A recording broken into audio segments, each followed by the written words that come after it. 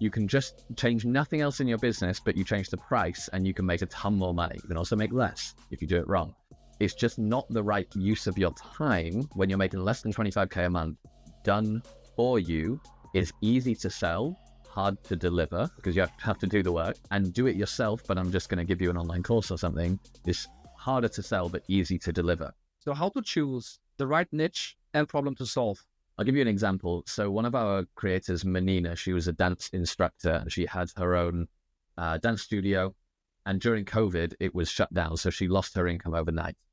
She then decided, okay, I'm going to launch something online. And she chose a niche that she thought was good, which was, I'm going to help new mums get in shape, because she was a mum and dance had helped her stay in shape through her career. So she thought that was a good niche. And it worked okay. She made a couple of $1,000s. It actually kind of just about like replaced the income she was earning from her studio, but she of course wanted more. She saw online you have the ability to infinitely scale, and so she started exploring other ideas. And what she found, she looked at. I always encourage people to look for hotspots, meaning something where you're getting like some kind of, follow the breadcrumbs, some kind of indications that there's maybe something there. And she was getting more and more people asking her for advice on how to actually grow in their dance career, because Menina was a successful dancer. She'd worked with Britney Spears and a whole bunch of celebrities. And so you had these aspiring dance professionals who were saying, hey, Menina, can you help me? Like, you know, I don't have the network. I don't know how to get in. I don't know how much to charge, all these things. So she followed these breadcrumbs and she created an offer for that market. And that became the Business of Dance, which is now her app where she's earning 6 figures a month with this app, which is many multiples more than what she was earning with her dance studio and her initial niche. And so what I encourage people to do when choosing a niche and a problem to solve is, number one, follow the breadcrumbs, look for those hotspots. Number two, if there's a market where you can actually improve someone's career, help them make money or save money, you're always going to be able to charge more for that, because best thing in the world you can sell is money.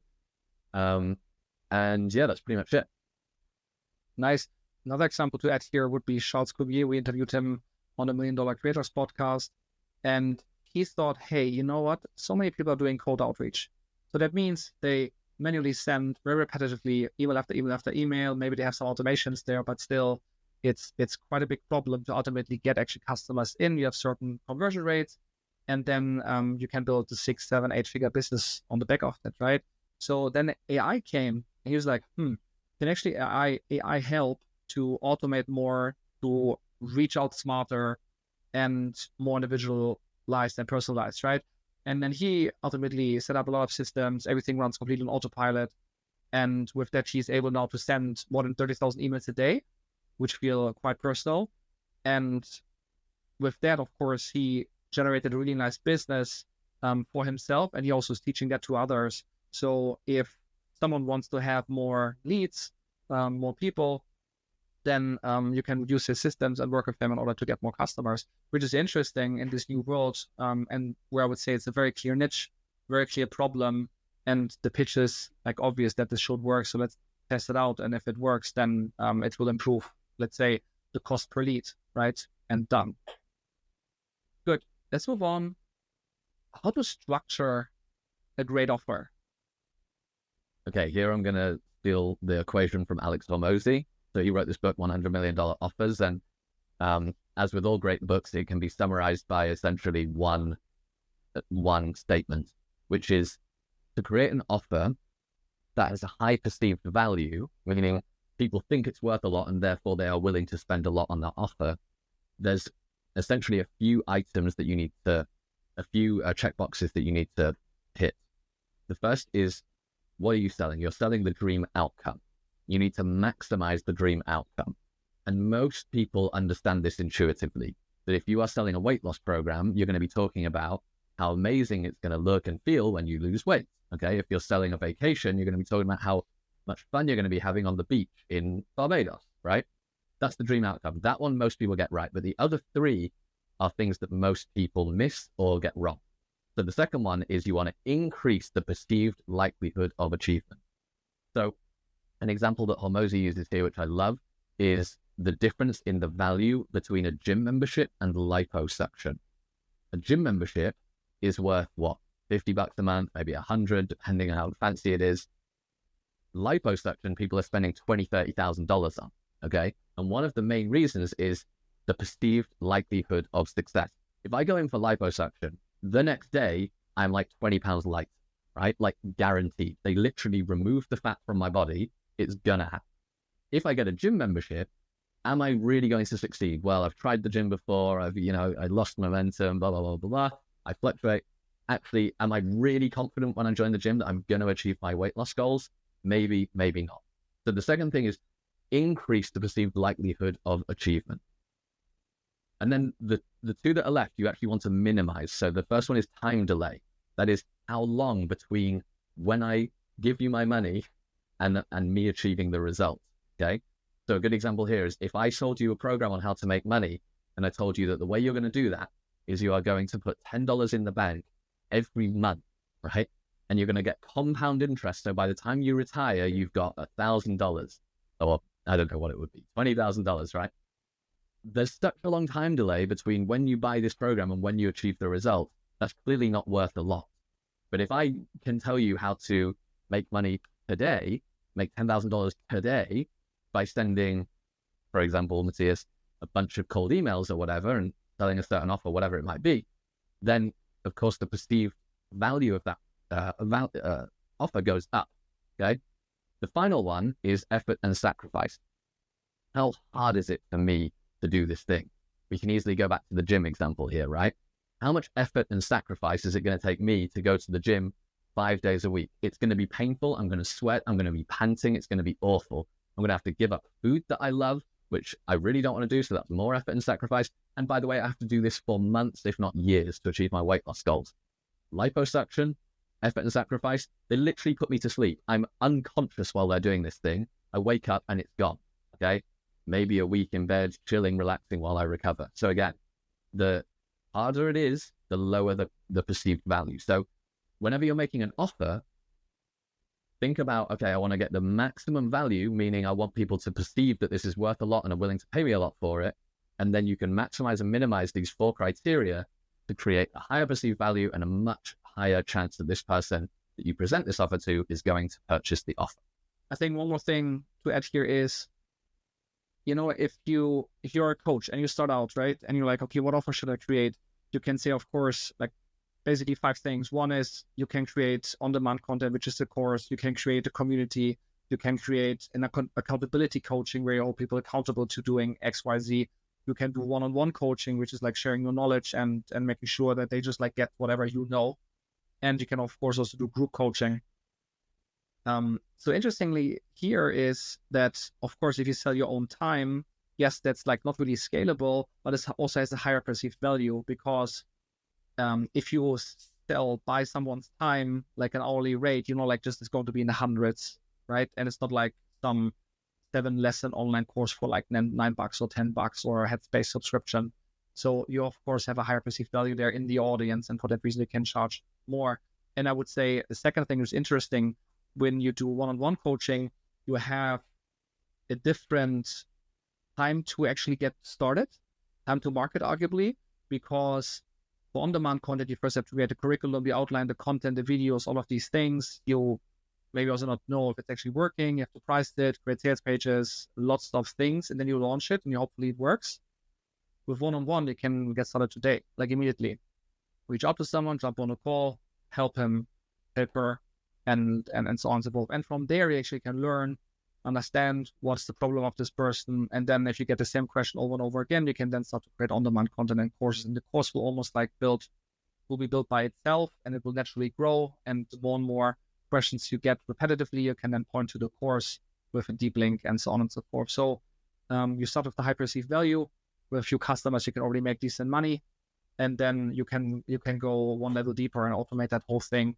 And for people that don't want to put the money in from the first second, they can go on the lower priced offers, build trust, and then go into the higher priced coaching. Let's move on. How to do actually pricing? Most people freak out about choosing their price. And actually, Matthias, you once told me a quote which I remember all the time. Price is the gift that keeps on giving, right? You can just change nothing else in your business, but you change the price and you can make a ton more money. You can also make less if you do it wrong. And so pricing is one of the most important things, and it's something that people don't know how much to charge, and they freak out about it, and often people undercharge. So let me share my screen. I'm going to show what I show in. So we have a program called Expert Growth that walks people through a bunch of stuff, but one of them is choosing your price. So I'm going to show you a little bit from this. I'm going to just give you the number, okay? Not because it's the perfect number, but it's definitely going to be a lot closer than where you are today. And just sometimes having certainty is enough, right? So I'm going to give you certainty right now. I'm going to give you two kind of axes. One here is like, does the product make you money? When you sell it, is the person that you sell it to going to make more money off the back of this product, yes or no? Or save money? And then on the other side, maybe they don't make or save money. And then also, who are you selling to, right? There's this great quote, solve rich people problems because they pay rich people prices. So are you selling to a low, medium, or high income niche? If you sell conversion rate optimization to a company that makes 100K a year and you can optimize it to make them 10% more, then you're making them $10,000 more. Okay, that's the leverage you have. If you sell that same product to a company making 100 million, then you're making them 10 million. So same product sold to a different person is worth a very different amount, right? So these are the two kind of axes here. And let's go through it. So my suggestion is this: if you are selling to a low income niche, meaning people who are maybe just starting out in whatever it might be, then if the product makes the money, I would recommend selling it for 2K or 1997. If it does not make the money, like you're teaching about how to lose weight or something like that, 997. If you're selling to a medium income niche, so this is someone who's maybe on the journey of whatever niche you're in, but they're not super advanced, 5 to 10K. If you're really confused, just take right in the middle, 7.5, if it helps make them money, 2K if it doesn't help make them money. And finally, in a high income niche, with a product that helps you make money, 15K minimum. You can of course go up, right? We know people with offers in the millions, but the minimum you should be charging someone who has money and that you're going to help make money is $15,000. Any less than that, and you are leaving so much money on the table. And then if you're selling a product that doesn't make money to a high income niche, for example, in fact, I gave this example when we spoke before. I know a yoga instructor who makes tens and tens and tens of thousands of dollars regularly from teaching yoga one-on-one to a high net worth individual who just wants the flexibility that this yoga instructor will fly out to their Italian mansion to teach them yoga. And so even if you're not helping people make money, but if you're selling to a rich person, you should be charging rich people prices. By the way, they want to pay rich people prices. People who have money don't value things that aren't expensive. So they will actually value it more if you charge more for it. The last example I'll give here, because it's a personal one to us, Matt, on your bachelor party, we went to this amazing beach club in Sweden, right? And you could buy one bottle of champagne that was 750 milliliters, so like whatever it was, let's say 100 euros, okay? Then you could get one that's 1.5, so it's exactly double the size, but the price was 300 euros, right? So you're doubling the size, but you're paying 3 times as much. Then you could buy one that was twice the size of that, and you'd pay 10 times the price. So the more expensive, or the bigger this thing got, actually the higher price per milliliter of champagne that you're paying. Why is that? Because the people who have a ton of money, they want the status that comes with buying this really expensive thing. They actually value it more because it costs more money. If it went the other way, if it became cheaper to buy bigger bottles, they actually would be buying the smaller bottles, right? So rich people want to spend rich people prices. And so you really should be charging them that because that's what they value. Yeah, agree. To add to that, of course, in the champagne example, they buy themselves status, right? Yeah. Because with the biggest bottle in the club, you're apparently the biggest dude, the alpha dog in the club, right? And I would say not everyone identifies with that, but to also give you an example from one of the interviews I had, where a person gave negotiation training to others, and his offer was in particular tailored for top management, even CEOs of mid-cap, large-cap companies. And there, if you actually help them to negotiate better, a deal, a partnership, procurement, anything, you all of a sudden save the company, you make the company hundreds of millions of dollars. And if that thing then costs 500K, that training, that's a steal. And in this particular case, the person had a course, then group coaching, then one-on-one coaching, and then even done with you where he sits right next to you at the table to do the negotiation with you or even for you. And then, of course, you have like high certainty, the money's made in the meeting or saved, right? And you're like very, very happy to pay 500K for that. I love that example. And it reminds me of something else when you're structuring offers. This idea that done for you is easy to sell, hard to deliver because you have to do the work. Done with you is medium hard to sell, medium hard to deliver. And do it yourself, but I'm just going to give you an online course or something, is harder to sell, but easy to deliver. And so when people are getting started on their journey, I would suggest you go for something that's easy to sell, even if it's a bit harder to deliver, because you get the money and then you can reinvest and you can also learn. And then you gradually, then you might start with done for you, then you might move to done with you, then you might move to DIY. Passion actually started done for you. We did everything for our initial customers. We then moved to done with you into a coaching. Then we went to DIY with our software platform. So that's another way that you could think about structuring your offer. If you're a beginner, start with that thing that's maybe harder to deliver, but you can charge more. It's easier to sell. Why? And by the way, why is it easier to sell? Because the perceived likelihood of achievement goes up, the effort and sacrifice goes down, right? So it's all of that value equation. Done for you stuff is worth more because people think, okay, I'm definitely going to achieve the result. It's not going to take me a lot of time. It's not going to take me a lot of effort and sacrifice. The outcome is the same. The promised outcome is the same, but it's those other 3 dimensions that make a done for you product worth a lot more and a lot easier to sell as well. One interesting story here. We recently had a pitch with a marketing agency, and they essentially even put a guarantee on top where they said, hey, this thing costs 90K, but there's a guarantee that you will make 150K. And if you don't make 150K, you will refund that 90K. So the easiest way to make money is to sell money. And I mean, why would I invest 90K? We'll get 150K back. So, put a guarantee on top of a make money offer, and it's even easier. That's 100% agree. Becomes a no-brainer. Let's move on. Why do people charge too little? I hear all the time, I want to make it accessible. I really want to make this accessible to everyone. And actually what ends up happening is the people who say that, they charge way too little. They can't get any traction because they don't have any money. They're not making enough money to actually invest in like marketing and product and making this thing actually good. And so even though it's in theory accessible, no one buys it. And so by making it accessible, you've actually excluded the entire market, right?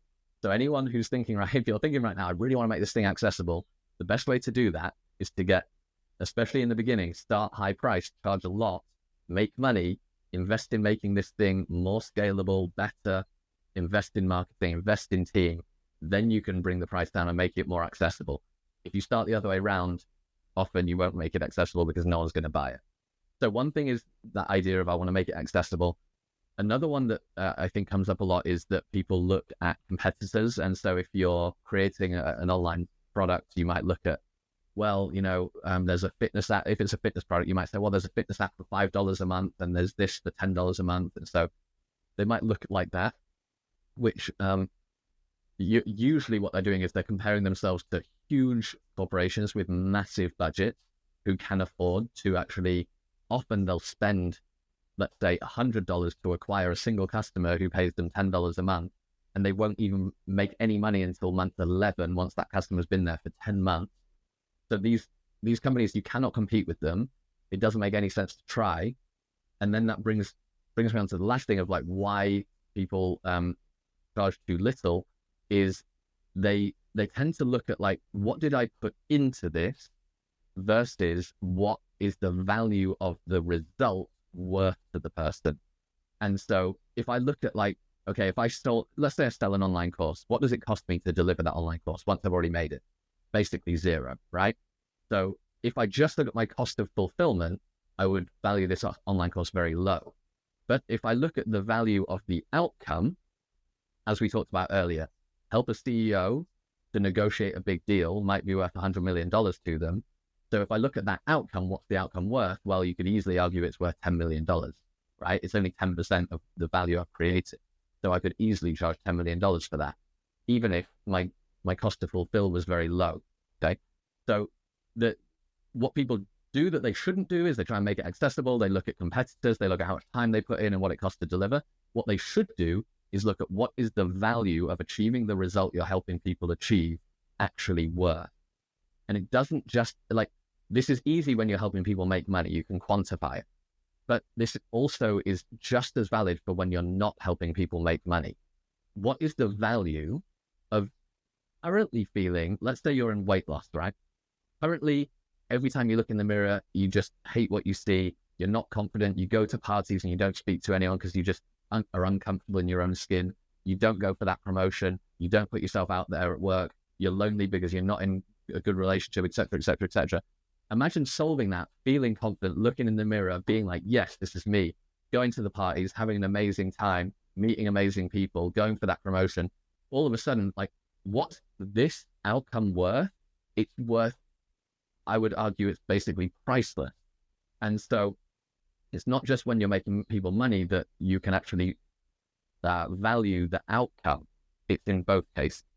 You just said, start with the high ticket, with the high price point, make it with that actually accessible, and then you can bring the price down. I would say when you're on that journey, bringing the price down does not necessarily mean that you lower the price of your product, but you can create another offer which is more automated at a lower price point and build trust there to your higher price points. What you actually would likely do is to increase the price further by having so much demand that you actually want to be more exclusive. By, for example, then doubling your price, you can achieve that because not everyone will then buy into that higher price offer. You do that over and over again, and ultimately you end up at Tony Robbins level where you can work one-on-one with them. It's going to be $1 million to work with them one-on-one. But you can, of course, go to UPW, Dave Destiny, or watch some free content on YouTube.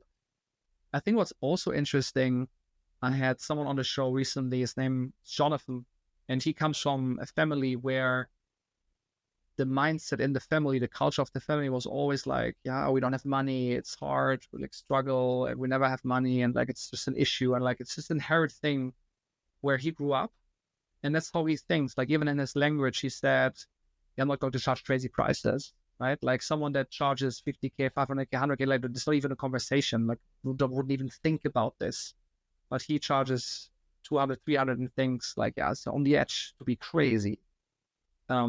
But it's hard for him to change because he comes from that background. But the good thing is he's actually aware of it. And I think this awareness is already 50%. And he knows that ultimately entrepreneurship is the ultimate road to become a better version of yourself, it's the ultimate journey of self and personal development. So with that, he actually has the best chance to change that mindset also for the next generations to come. And he ultimately will double, triple prices and then build a business which becomes even more successful than today. So just this personal development angle is also interesting because you might not be there, but it's also the best path to actually change that. Yeah. I think that's why people say, and it took me years to understand this, but I've heard people say so many times, the best way to charge high ticket, you first have to buy high ticket. To charge high ticket, you first have to buy high ticket. And I always thought it was like a marketing tactic. It's if you want to sell high ticket, you have to buy my high ticket thing first. But actually what I've come to understand is when I bought a high ticket product, right, whether that's the high ticket Tony Robbins event or this agency you just mentioned or a coaching program or whatever, the mindset is not, first of all, it's not that you're pissed off that someone's charging you a high ticket price. You're actually excited because there's an outcome that you want to achieve and you are investing your money. You're voting with your wallet. You're investing your money to make this outcome a reality and you're excited about that. The second thing is because you invest in it, you value the crap out of that thing, right? When you pay attention, and the more you pay attention, you prioritize it, right? We all have 24 hours in the day. But it's a matter of what do we actually prioritize?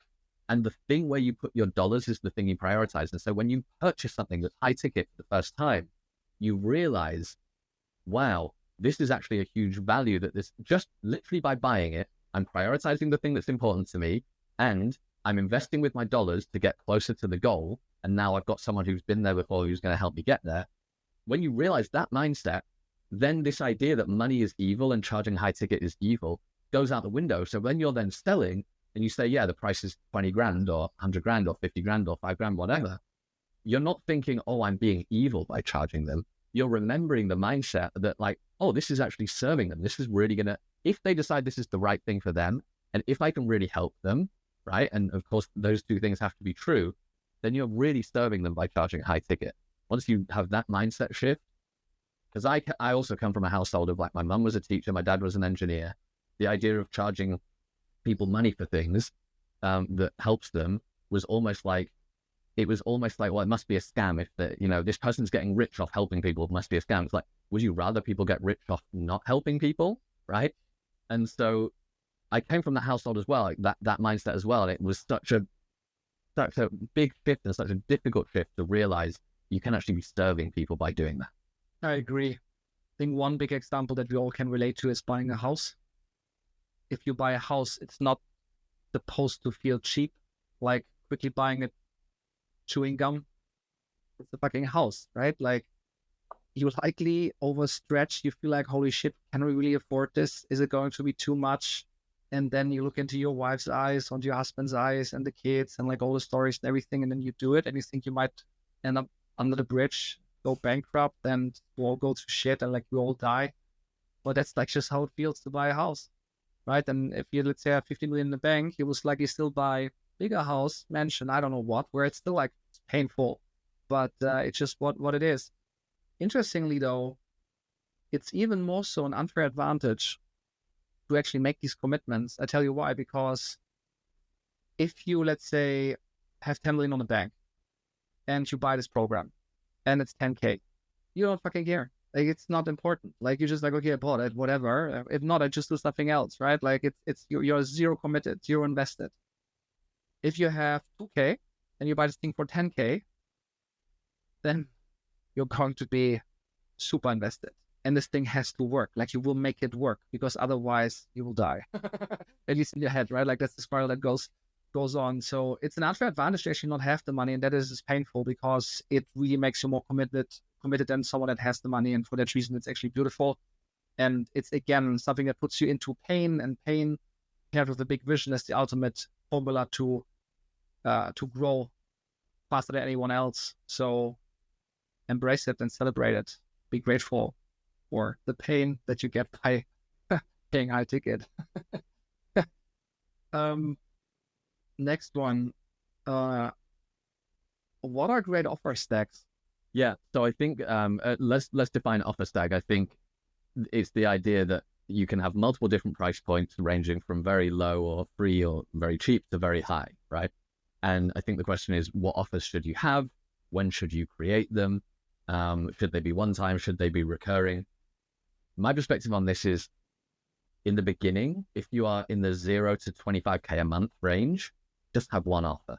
Because I've spoken to so many people who are like, I've got 10 different offers, different packages, different things, different They spent all this time creating this like beautiful tons of different offers, and then you find out they've actually got fewer customers than they have offers, right? It's crazy. So it's just not the right use of your time when you're making less than 25K a month to focus on multiple offers, arguably even beyond that, but minimum 25K a month.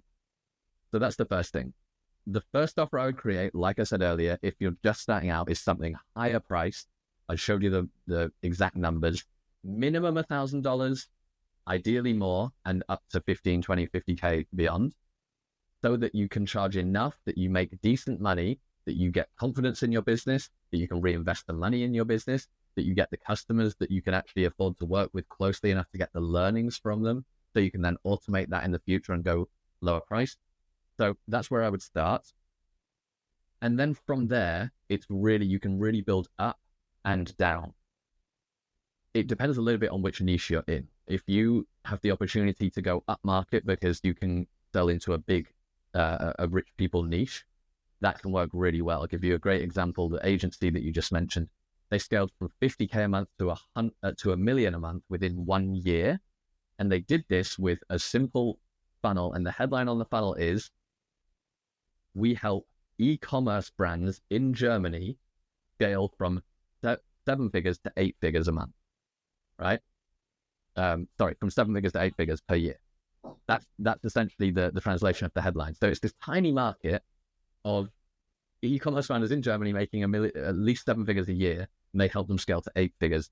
And that offer scaled this business from 50K a month to $1 million a month within 1 year, which is pretty amazing. So it's a tiny niche, but it's a rich people problem, and they're selling products for 50K, 100K. They've just closed their first 7-figure deal.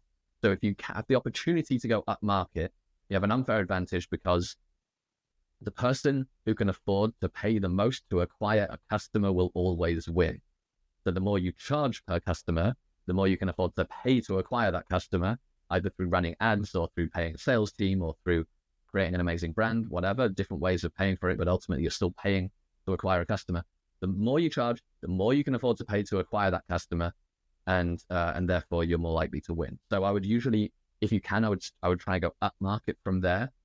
And then the cool thing is, once you have really good margins in your business and you have good structured processes and systems, then that should be generating enough money to then try and cast a wider net and go down market and charge a lower price. Starting with, free content on the front end, then maybe a low ticket recurring subscription or a low ticket one-time product, which is usually called a tripwire. Might be like $7 or $20 or something like that. So that's usually the order. Start like mid-ticket, go up, and then go down. I agree with that. I think one thing is also a myth about entrepreneurs is to be super risk-taking and like go all in and all of that things. What I often see is that actually you want to take risk out. Like the most successful people take risk out of the whole equation. So for example, you could create 10 courses, on-demand content, invest 2 years of time, and then put a price tag against it and put them on the market and wait for for a sale to happen. I would say this is quite a big risk, because you spend a lot of time on a complete unclear outcome, and then all of a sudden, nothing worked. So even more so, I just had recently someone on the $1 Million Creator Show. She's an e-com, she bought a product, 300K loan and obligation for this thing that she then wanted to sell, which didn't happen yet, hopefully. It's just crazy, right? Like it's such a risk.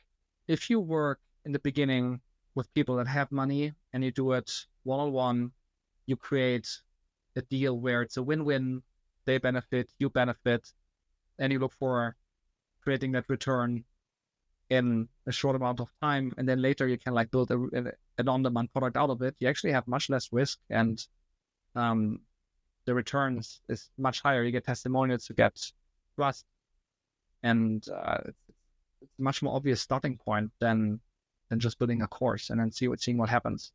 I got one more to add, which is when you talked about taking risk out of it and selling to a lot of people. When you're just starting out, it can be scary to make an offer. It can be scary to ask for money. And we can always tell ourselves stories like, I'm too busy, I don't have time. But quite often, if you really ask yourself the difficult questions, what's really going on is there's some kind of fear or limiting belief, or am I afraid of someone's judgment, etc. I think that the easiest way to get started and build that confidence and get that first revenue, when you are working with that first, is to reach out and start working with those first people high ticket, right? You can do it. You could literally reach out to a few people via DM. If you're on LinkedIn and you're doing something, let's say you're helping graphic designers get promoted, random niche. If I was just getting started and I was kind of a little bit scared of putting myself out there and I wanted to test it out and I wanted to do it quickly with low risk, I would just DM 50 graphic designers and say, hey, I'm thinking about creating a product to help graphic designers get promoted. Can you tell me a little bit about what are your biggest challenges and biggest goals? And just open up a conversation with them. The great thing about doing that is you are actually asking for their advice while still positioning yourself as the expert. So what I mean by that is, number one, people love giving advice. If your best friend called you right now and said, hey, can I ask for your advice? You'd feel amazing, right? People love giving advice. People love being asked for it. So that's cool because you're asking, hey, can you tell me like, what are your biggest goals and challenges? I'm thinking about creating something. They're like, cool, I'm happy to help you. I'm happy to give you advice, right? But you're still positioned as the expert because you're going to create a product to help people like that. And so you're still above them in the kind of like social hierarchy or the professional hierarchy. And by doing that, you can just send out 50 DMs, ask that question, open up a bunch of conversations, make it, and then, try and jump on a call with a couple of them, make an offer and just say, hey, look, if I worked with you one-on-one to achieve this result, let's say we'd do like a weekly call and I would help you with, how to speak to your boss about this and how to position yourself in the company and how to write your CV and all these things. And you pay me upfront $2K, right? You're going to earn, you could even ask him, like, how much more are you going to earn if you get this salary increase? Oh, 20K more. Cool. Well, look, how about I just get 10% of that, right? I get 2K. You pay me up front because I got to invest a bunch of time here. And if you don't get the promotion within 3 months, I will work with you for free until you do, right? There's a guarantee. Or if you don't get the promotion within 3 months, I'll give you your money back, right? That's a stronger guarantee, but you've obviously got to be sure that you're going to be able to do it for them. So you give them a guarantee, you only take a small piece of the upside and you work with them closely. Then you can learn, you can build confidence, and then putting yourself out there is going to feel way easier because you can say, hey, I helped so-and-so get promoted in 3 months. Here's a case study of how I did it. You can put yourself out there and you can start building, growth. Let's double click on one more thing with offer stacks. I see a lot of creators out there doing launches here, launches there, and actually being overly dependent on the launch. And we even have done that ourselves in 2016, 17, 18. We have done launches and some were amazing, like 6-figure, 7-figure launch.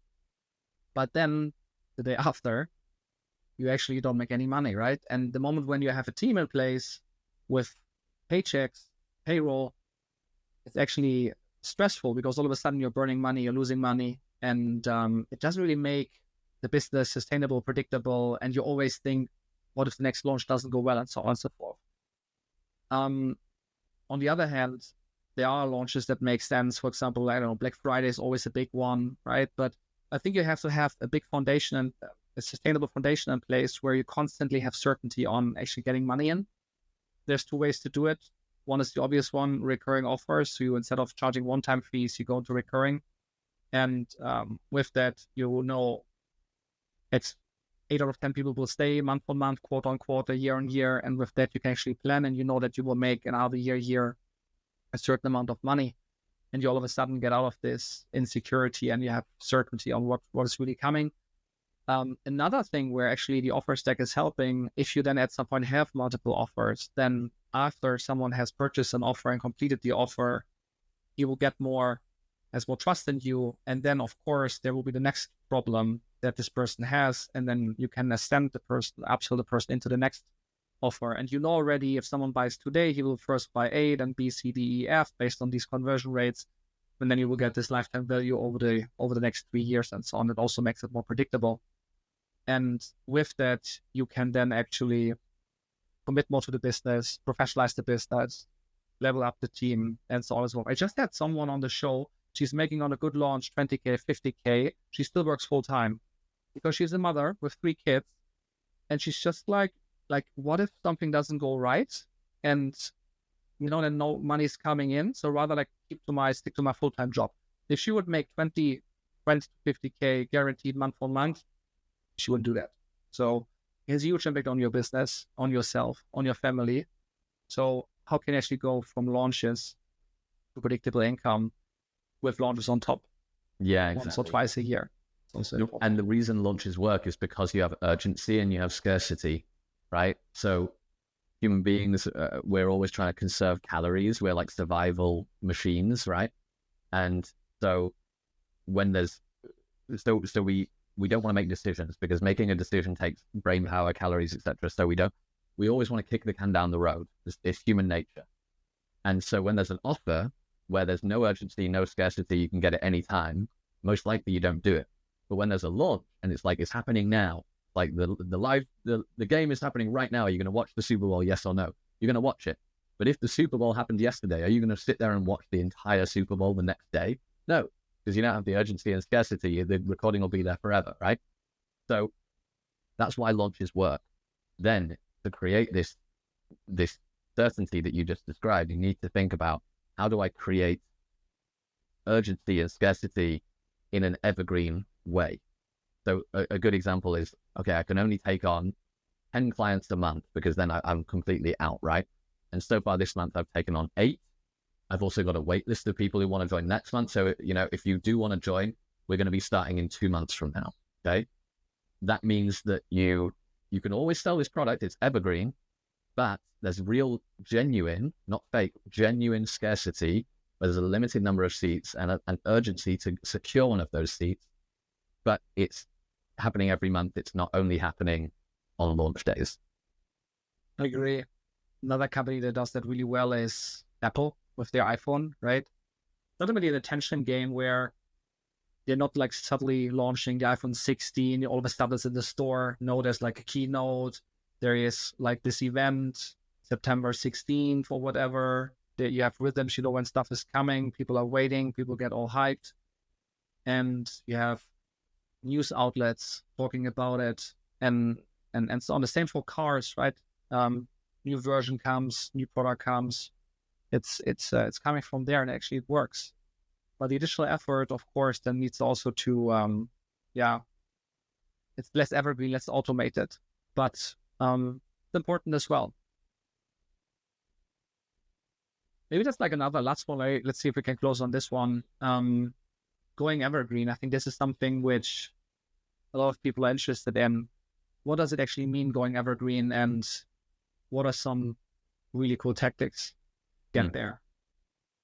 Going evergreen means, I'm looking down here at my little terrace here. I have flowers that die every year, and that they're flowering for like 2 months a year, and then they're basically dead for 10 months a year.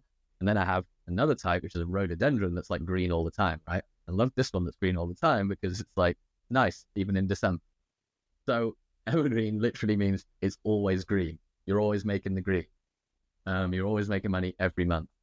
So that's, and as you said, that's definitely where you want to get to, because you want the certainty that you can also make commitments. You can quit your job if that's where you're at, or you can hire people, or whatever it is. You want to know approximately where your revenue and your income is going to be.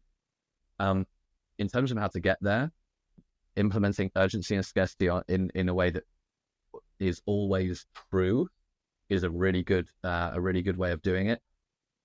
And then I guess the last thing I would say is, the more that you can automate things as a set it and forget it, the better. Like, I always try and think, like, how can I make myself obsolete? How can I do this once in a way that I don't have to continually do this every single day, right? I don't actually like doing the same thing multiple times. So that really helps, because as soon as I do something 2, 3, 4 times, I know you're the same, Matt, it's just super annoying. You don't want to do it. So I'd rather spend a bit longer thinking about how can I go through the decision tree. It starts with, can I eliminate this thing? Meaning, can I just not do it at all? What would happen if I didn't do this thing? If I can't, can I automate it? Meaning machines do it for me. If I can't, which, by the way, now with AI and automation, like, there's a big bucket here that you can automate a lot of things. Even making videos you can make with AI now, right? And then if you can't, can you delegate it? And then often people say, well, I can't delegate things because I don't have any employees, or I'm not at that point yet.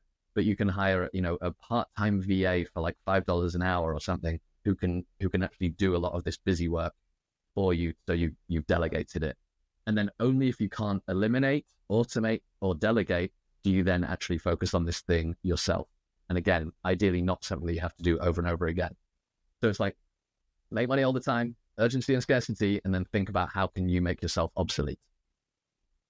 I agree. And then once you have that, the feeling to go on vacation and actually not all of a sudden make zero money, but actually you still make money, and reducing from 60, 80 hours a week to 15, 20 hours a week, and working on the things that you want to work on and new things that you want to unlock and enable, is going to be beautiful. So with that, let us know what you think in the comments below, and see you soon.